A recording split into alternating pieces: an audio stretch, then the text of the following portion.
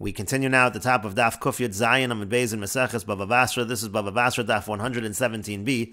The Brisa continues with the third opinion of how the land of Eretz Yisrael was divided. Rabbi Shimon ben Elazar says, La elu v'la elu nischalka ha'aretz. The land was divided to these and to those, kedei lekayim shnei mikros halalu, in order to fulfill both of the psukim. And the Gemara continues, the Brisa continues, Ha'ketzad, how so? Hayam miyotze Mitzrayim, if a person was among those who left Mitzrayim, notel chelko miyotze Mitzrayim, he would take his portion among those who left Mitzrayim.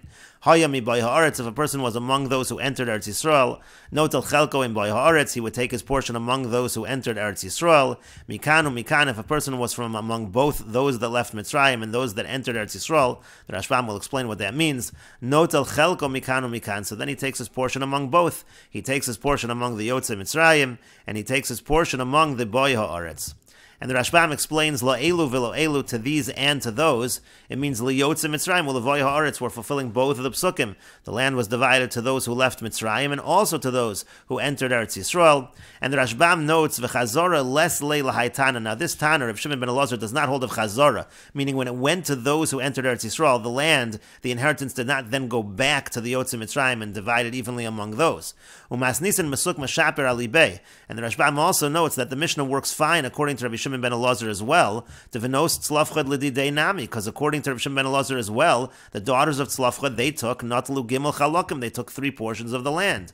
To ha'is lei nami liyotze Mitzrayim neschal ka'aretz, because Rabbi Shimon ben Elazar also agrees that the land was given to the Yotze Mitzrayim. He just says that it was given to both the Yotze Mitzrayim and the Boy Ha'aretz. V'hainu da'amrin la'el, and that's why the Gemara said earlier, Tanan command amar liyotze Mitzrayim neschal ka'aretz. The Gemara said that our Mishnah follows the one who says that the land was given to Yotze Mitzrayim, and there are really 2 Tanoim who say Yotze Mitzrayim. V'lo amrin and masnis and Rabbi Yoshia. The Gemara earlier did not say that our Mishnah is Rabbi Yoshia, because it could be Rabbi Yoshia, but it could be Rabbi Shimon ben Elazar. Mishum de mesuk manami Rabbi Shimon ben Elazar. Our Mishnah would work according to Rabbi Shimon ben Elazar as well. And the Rashbam continues, Haya mikanu mikan, if the person was from both Yotze Mitzrayim and Boy Ha'aretz.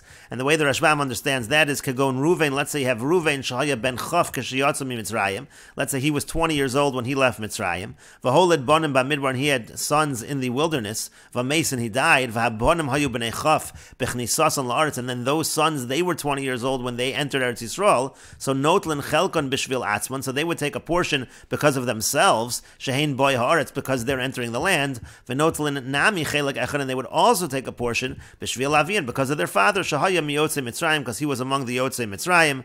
The Rashbam goes on to give a different possible explanation that we're talking all about the same person who is both Yotze Mitzrayim and Boy Ha'aretz, but that explanation the Rashbam ultimately rejects.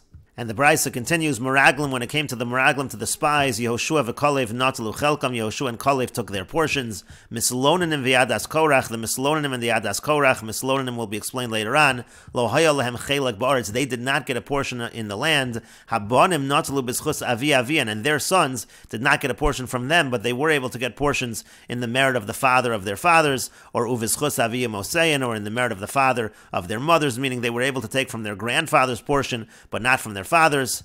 And the Gemara says, "My mashma dahai l'shmos matos avosam b'yotze Mitzrayim ksiv." Now, how do we know that the pasuk, when it says l'shmos matos avosam, it means the Yotze Mitzrayim? Because in the Brisa, everybody agrees that the implication of that pasuk is that it's referring to the Yotze Mitzrayim. Dilma l'shvatim kamarla. Maybe that pasuk is actually referring to the shvatim and saying that the shvatim all inherited the land of Eretz Yisrael equally.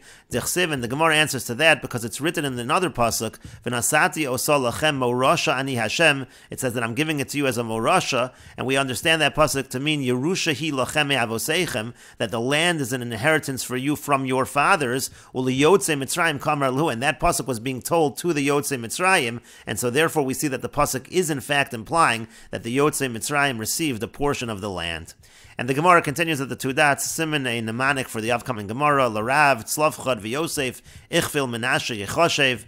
And the Gemara says, Amar le Rav Papa li Abaya. Rav Papa says to Abaya, B'Shlama l'manda Amar li Yotze Mitzrayim neschal ka'aretz. I understand according to the one who says that the land was given to the Yotze Mitzrayim. So Hainu d'chsiv, so it would make sense then what's written in the pasuk, Larav tar b'nachalaso v'lama'at tamit nachalaso, that the one who had many, they would get an increased portion, and the one who had few would get a lesser portion. And the idea is that according to the one who says that the land was divided to the Yotzei Mitzrayim, so those who entered Eretz Yisrael, it's not that each individual who entered got one portion of land. The amount of land he got was dependent on his ancestors who left Mitzrayim. That's why it would make sense to say, L'Rav tar b'nachaloso v'lama'at tamid nachaloso. Some people were getting a greater amount of land, and some people were getting less. And we will continue with this discussion in the next video on Daf Kuf Yud Ches Amud Aleph.